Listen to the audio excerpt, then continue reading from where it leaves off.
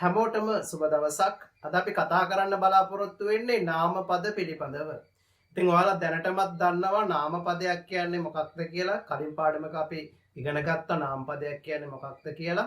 අද පාඩමට සම්බන්ධ වෙච්ච කෙනෙක් නම් ඔයාලට පුළුවන් නාමපද පාඩම නරඹලා මේ පාඩමට එන්න.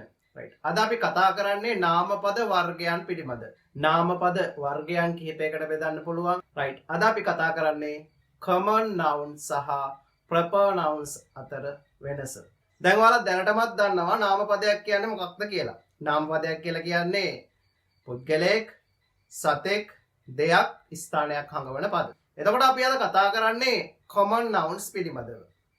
common nouns. එහෙනම් මොකක්ද මේ common nouns එකක් කියලා කියන්නේ? common nouns එකක් කියලා කියන්නේ පොදු නාමවලට පොදුවේ ඕනම පුද්ගලයෙකුට, ඕනම සතෙකුට, ඕනම දෙයකට, ඕනම ස්ථානයකට පොදුවේ යොදා ගන්න පුළුවන් පද තමයි මේ common nouns කියලා අපි හඳුන්වන්නේ. එතකොට අපි පුද්ගල නාම වලට උදාහරණ කීපයක් අරගෙන බැලුවොත් එහෙම අපිට පුද්ගල නාම වලට උදාහරණ දෙන්න පුළුවන් රියදුරා, වෛද්‍යවරයා, ගොවියා, ගුරුවරයා මේ වගේ අපිට පුද්ගල නාම වලට උදාහරණ දෙන්න පුළුවන්. අපි උදාහරණයක් විදිහට ගත්තොත් එහෙම ડોක්ටර් කියන nouns එක. ડોක්ටර් කියන්නේ වෛද්‍යවරයාට. එහෙනම් අපිට මේ ડોක්ටර් කියන නාම පදය, මේ වෛද්‍යවරයා කියන නාම පදය මේ ලෝකේ ඉන්න සියලුම වෛද්‍යවරුන්ට ડોක්ටර් කියන නාම පදේ, වෛද්‍යවරයා කියන නාම පදේ භාවිතා කරන්න පුළුවන් පොදු පදයක් විදිහට. අපි ඊළඟට පුද්ගල නාමයක් විදිහට ටීචර් කියන nouns එක ගත්තොත් එහෙම ටීචර් කියන්නේ ගුරුවරයාට. එහෙනම් මේ ටීචර් කියන noun එක අපිට පොදු නාමයක් විදිහට common nouns එකක් විදිහට භාවිතා කරන්න පුළුවන්. මේ ලෝකේ ඉන්න සියලුම ගුරුවරුන්ට මේ ගුරුවරයා කියන nouns එක අපිට පොදුවේ භාවිතා කරන්න පුළුවන්. ඊළඟට අපි කිව්වා සතෙක් හංගවන පදයක් කියන්නේ නාම පදයක් කියලා. අපි සත්තුන්ට උදාහරණ කීපයක් ගත්තොත් එහෙම අපිට කියන්න පුළුවන් elephant, ant, butterfly, dog, cat මේ වගේ animals කියන ඕනම සතෙක් අපිට නාම පදයක් යටතේ වර්ග කරන්න පුළුවන්. අපි උදාහරණයක් ගත්තොත් එහෙම dog. dog කියන්නේ බල්ලට. මේ ලෝකේ ඉන්න හැම බල්ලෙකුටම පොදුවේ බල්ලා කියන නම භාවිතා කරන්න පුළුවන්. එහෙනම් dog කියන්නේ පොදු නාමයක්, common nouns එකක්. අපි ඊළඟට ගත්තොත් එහෙම cat. cat කියන්නේ පූසට. එහෙනම් මේ පූසා කියන නාම පදය මේ ලෝකේ ජීවත් වෙන ඕනම පූසෙකුට භාවිතා කරන්න පුළුවන්. මේ පූසා අපේ ගෙදරද, එහෙම නැත්නම් එහා ගෙදරද, එහෙම නැත්නම් තව රටකද කියලා අපිට අදාළ වෙන්නේ නැහැ. මේ පූසා කියන nouns එක පොදුවේ ඕනම පූසෙකුට භාවිතා කරන්න පුළුවන් නිසා මේ පූසා කියලා කියන්නේ common nouns එකක්. ඊළඟට අපි ගත්තොත් එහෙම ස්ථාන හඟවන පද. ඒ අනුව අපිට ස්ථාන හඟවන පද වලට අපිට කියන්න පුළුවන් room, class, country, world, temple, covid, church මේ වගේ ස්ථානයක් හඟවන ඕනම නාම පදයක් අපි places කියන යටතේ තමයි අපි හඳුන්වන්නේ. එතකොට උදාහරණයක් විදිහට ගත්තොත් එහෙම town.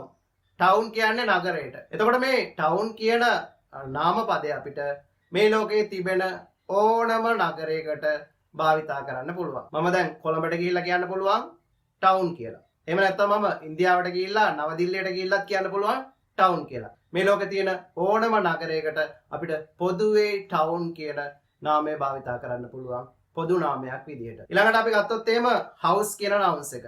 house කියන්නේ නිවසට. ඕනම නිවසකට අපිට house කියන නාම පදය පොදුවේ භාවිතා කරන්න පුළුවන්. එතකොට අපි කිව්වා ද්‍රව්‍ය හංගවන පද නාම පද වර්ගයට අයත් වෙනවා කියලා. අපිට ඕනම ද්‍රව්‍යයක් නාම පදයක් විදිහට අපිට භාවිතා කරන්න පුළුවන්. අපි උදාහරණ විදිහට ගත්තොත් එහෙම කාර් එක, බස් එක, පොත, පෑන, මේසය, ඇඳ මේ වගේ ඕනම ද්‍රව්‍යයක් අපිට මේ things යටතේ වර්ග කරන්න පුළුවන්. අපි උදාහරණයක් ගත්තොත් එහෙම මේ book කියන නාම පදේ. book කියන්නේ පොතට. එතකොට මේ book කියන නාම පදය පොදුවේ අපිට මේ ලෝකේ තියෙන ඕනම පොතකට book කියන nouns එක භාවිතා කරන්න පුළුවන්. ඒ පොත තිබෙන ස්ථානය අපිට අදාළ වෙන්නේ නැහැ. කොහේ තිබ්බත් මේ පොත කියන නාම පදය, book කියන නාම පදය සෑම පොතකටම පොදුවේ භාවිතා කරන්න පුළුවන්. අපි ගත්තොත් එහෙම car කියන nouns එක. car කියලා කියන්නේ කාර් එකට. එතකොට මේ car කියන නාම පදය මේ ලෝකේ තිබෙන ඕනම කාර් එකට පොදුවේ කාර් එක කියලා අපිට භාවිතා කරන්න පුළුවන්. එහෙනම් දැන් ඔයාලා දන්නවා common nouns එකක් කියලා කියන්නේ පොදුවේ ඕනම පුද්ගලයෙකුටම, ඕනම සතෙකුටම, ඕනම ස්ථානයකටම ඕනම දෙයකට පොදුවේ භාවිතා කරන්න පුළුවන් නම් අපි ඒවට කියනවා පොදු නාම එහෙම නැත්නම් common nouns කියලා. මේ පොදු නාම අපිට වැදගත් වෙන එක හේතුවක් තියෙනවා. ඉංග්‍රීසි භාෂාවේ ඒක වචන බහුවචන කරන්න පුළුවන් පොදු නාම පමණයි. ඉතිරි සියලු නාම පද අපිට ඒක වචන බහුවචන කරන්න බෑ. එහෙනම් තව පාඩමකින් අපි නාම පදයක් බහුවචන කරන්න ඉගෙන ගමු. රයිට්. ඊළඟට අපි ගිහිල්ලා බලමු proper nouns කියන්නේ මොනවාද කියලා. දැන් අපි බලමු proper nouns එකක් කියන්නේ මොකක්ද කියලා. එහෙනම් අපි proper nouns එකක් කියලා කියන්නේ යම් කිසි නාම පදයකට හිමි වෙන්නා වූ ඒ නාමයටම අයිති සුවිශේෂී වූ නාමය අපි proper nouns එකක් කියලා හඳුන්වනවා. එතකොට අපි බලමු මේ proper nouns එකක් කොහොමද අඳුරගන්නේ කියලා. උදාහරණයක් විදිහට ගත්තොත් එහෙම ඔයාලා පාසලට යනවා. දැන් පාසලේ රැස්වීමක් තියෙනවා. එතකොට මේ ආමන්ත්‍රණය කරන කෙනා කියනවා ළමයි කියනවා. එතකොට මේකට ප්‍රතිචාර දක්වන්න පුළුවන් මේ රැස්වීමේ ඉන්න හැම ළමයෙකුටම ප්‍රතිචාර දක්වන්න පුළුවන්. දැන් මෙතන ඉන්නවා කමල් කියන ළමෙක්. එතකොට මේ ආමන්ත්‍රණය කරන කෙනා කියනවා කමල් කියනවා. එතකොට දැන් හැම ළමයෙක්ම මේකට ප්‍රතිචාර දක්වයිද? නැහැ. කමල් කියන එක්කෙනා විතරයි ප්‍රතිචාර දක්වන්නේ. එතකොට මේ ළමයි ගොඩේ ඉන්න විශේෂිත එක්කෙනෙකුට දුන්නා කමල් කියන නාමය. එහෙනම් මේ කමල් කියලා කියන්නේ ඒ ප්‍රපංචයටම හිමි වෙච්ච සුවිශේෂී නාමයකට. එහෙනම් ඕනම පුද්ගලයෙක්ට තියෙන සුවිශේෂී නාමයක්. එහෙනම් අපි ඒවා හඳුන්වන්නේ proper nouns හැටියට. උදාහරණ කිහිපයක් අපි අරගෙන බැලුවොත් එහෙම ડોක්ටර් කියන නාම පදය. ડોක්ටර් කියන්නේ වෛද්‍යවරයාට. එතකොට ડોක්ටර් කියන්නේ පොදු නාමයක්. එතකොට මේ ලෝකේ ඉන්න හැම වෛද්‍යවරයෙකුටම ડોක්ටර් කියලා කියන්න පුළුවන්. එතකොට මම කියනවා ડોක්ටර් පීරිස්, ડોක්ටර් මැන්ඩිස්. එතකොට ડોක්ටර් පීරිස් කිව්වට පස්සේ මේ ලෝකේ ඉන්න හැම ડોක්ටර් කෙනෙකුටම ડોක්ටර් පීරිස් කියන්න පුළුවන්ද? බෑ. එතකොට ડોක්ටර් පීරිස් කියන්නේ විශේෂ කෙනෙක්. එහෙනම් එයාට හම්බුණා සුවිශේෂී නාමයක් ડોක්ටර් පීරිස් කියලා. එහෙනම් එයාට හම්බෙච්ච සුවිශේෂී නාමය තමයි ડોක්ටර් පීරිස්. එහෙනම් මේ proper nouns එකක් කියලා කියන්නේ පොදු නාමයකින් යම් කිසි කෙනෙක් හෝ දෙයක් විශේෂයෙන් හඳුන්වන්න භාවිතා කරන නාමපද. අපි ගත්තොත් එහෙම girl. girl කියන්නේ ගෑනු ළමයාට. එතකොට මේ ගෑනු ළමයා කියන නාමපදය පොදුවේ අපිට ඕනම ගෑනු ළමයෙකුට භාවිතා කරන්න පුළුවන් ගෑනු ළමයා කියලා. අපි කිව්වොත් එහෙම නිමාලි, අමාලි, චූටිදෝනි, සුදුදෝනි ඔය වගේ නම් භාවිතා කරොත් අපි ඒ නාමයන් proper nouns විදියට තමයි හඳුන්වන්නේ. දැන් අපි ගත්තොත් එහෙම චූටිදෝනි. චූටිදෝනි කියන නාමපදය ගත්තොත් එහෙම අපිට හැම ගෑනු ළමයෙකුටම චූටිදෝනි කියන්න පුළුවන්ද? බැහැ. එහෙනම් චූටිදෝනි කියලා කියන්නේ නිශ්චිතවම එක ප්‍රපංචයකට හිමි වෙන්නා වූ සුවිශේෂී නාමය. එතකොට ඒ නාමයේ තියෙන ඒ ප්‍රපංචයටම විතරයි. ඊට පස්සේ අපි ගත්තොත් එහෙම animals කියන noun යටතේ මම උදාහරණ දෙකක් දීලා තියෙනවා. dog. dog කියන්නේ බල්ලට. එතකොට බල්ලා කියන නාමපදය මේ ලෝකේ ඉන්න හැම බල්ලෙකුටම භාවිතා කරන්න පුළුවන්. හැබැයි මම කියනවා ටොමි, ලුසි, ලයිකා, රොකි මේ වගේ නම් භාවිතා කරලා මම එක එක බල්ලන්ට දෙනවා සුවිශේෂී නාමයක්. දැන් අපි රොකි කියලා ගත්තොත් එහෙම හැම බල්ලටම රොකි කියන්න පුළුවන්ද? හැම බල්ලෙකුටම රොකි කියන්න බෑ. එහෙනම් මේ රොකි කියන නාමයයි එක බල්ලෙක් ඉන්නවා. එහෙනම් අපි මේ බල්ලා කියන පොදු නාමයෙන් අපි නිශ්චිතවම සුවිශේෂී නාමයක් දෙනවා රොකි කියලා. එතකොට මේ රොකි කියන එක්කෙනා ඇවිල්ලා සුවිශේෂී නාමයක්. එහෙනම් මේ රොකි කියන්නේ proper nouns කැනේට තමයි අයිති වෙන්නේ. අපි ගත්තොත් එහෙම cat. cat කියන්නේ පූසට. එතකොට මේ ලෝකේ ඉන්න හැම පූසෙකුටම cat කියලා භාවිතා කරන්න පුළුවන්. හැබැයි යම් කිසි පූසෙකුට දෙනවා සුවිශේෂී නාමයක්. උදාහරණයක් විදිහට ගන්නකෝ ඔයාලා ගෙදර ඉන්න පූසා. ඔයාලා ගෙදර ඉන්න පූසට නාමයක් තියෙනවනේ.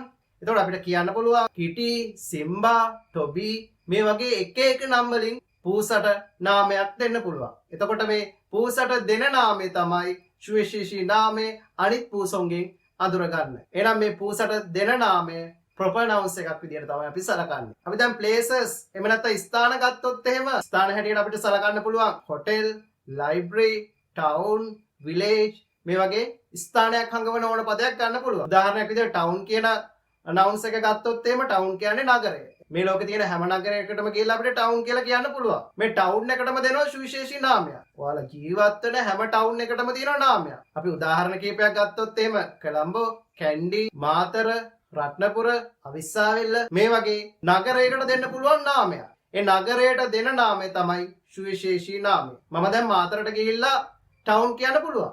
මාතරට කියලා නගරය කියන්න පුළුවන්. ටවුන් කියලා භාවිතා කරන්න පුළුවන්. හැබැයි මට මාතරට ගිහිල්ලා කොළඹ කියන්න පුළුවන්ද? කොළඹ කියන්න බෑ. මොකද ඒ නගරයටම තියෙනවා සුවිශේෂී නාමයක් මාතර කියලා. එහෙනම් නගර වලින් සුවිශේෂී තැනක් වෙන් කරගන්න තමයි අපි මේ මාතර කියලා භාවිතා කරේ. එහෙනම් මාතර කියන්නේ proper nouns එකක්. අපි ගත්තොත් එහෙම house. house කියන්නේ නිවාසෙට.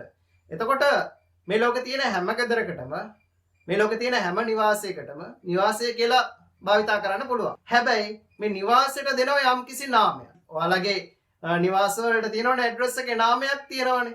ඒකෝ පහන් නිවස කියයි, අඹ සෙවණ කියයි, පැතුම් විමණ කියයි. මේ වගේ සුවිශේෂී නාමයක් දීලා තියෙනවා. එතකොට මේ දීලා තියෙන සුවිශේෂී නාමය තමයි proper nouns එකක් විදියට අපි සලකන්නේ. අපි දේවල් පැත්තට ගියොත් එහෙම things පැත්තට ගියොත් එහෙම ඕනම දෙයක් අපිට ඕනම ද්‍රව්‍යයක් අපිට හඳුන්වන්න පුළුවන්. දුරකථනය, රූපවාහිනිය, ගස, මල මේ වගේ ඕනම ද්‍රව්‍යයක් අපිට things කියන යටතේ නම් කරන්න පුළුවන්. උදාහරණයක් විදියට ගත්තොත් එහෙම book. book කියන්නේ පොතටනේ. මේ පොත කියන nouns එක ඕනම පොතකට භාවිතා කරන්න පුළුවන්. හැබැයි මේ පොත් කියන පොදුවේ භාවිතා කරාට මේ පොත කියන nouns එකට නාමයක් දෙනවා. මඩොල් දුව, හැරි පොටර්, ගම් පෙරළිය. ඒ වගේ ඔන්න සුවිශේෂී නාමයක් දුන්නා මේ පොතට. එහෙනම් මෙන්න මේ දීපු සුවිශේෂී නාමය තමයි proper nouns එකක් විදියට අපි සලකන්නේ. අපි කා කියන ද්‍රව්‍ය නාමය ගත්තොත් එහෙම කා කියලා කියන්නේ කාර්යයට. මේ ලෝකේ තියෙන හැම කායයකටම කා කියන පොදු නාමය භාවිතා කරන්න පුළුවන්. හැබැයි මේ කාර් එකට දෙනවා සුවිශේෂී නාමයක් අනිත් කාර් වලින් අඳුරගන්න BMW, Ferrari, Honda, Pierce මේ වගේ කාර් එකට දෙනවා සුවිශේෂී නාමයක්. එතකොට මේ කාර් එකට දීපු සුවිශේෂී නාමය තමයි මෙන්න මේ proper nouns විදියට සලකන්නේ. මේ common nouns සහ proper nouns භාවිතා කරනකොට අපි සැලකිලිමත් වෙන්න ඕනි කාරණා කිහිපයක් තියෙනවා. පළවෙනි කාරණාව තමයි common nouns අපිට ඒක වචන බහුවචන කරන්න පුළුවන්. හැබැයි proper nouns අපිට ඒක වචන බහුවචන කරන්න බෑ. දෙවෙනි කාරණාව common nouns වාක්‍යයේ මුලට යෙදෙනවා නම් එහෙම නැත්නම් කර්තෘ විදියට භාවිතා කරනවා නම් අපි පටන් ගන්නෙ capital අකුරේ.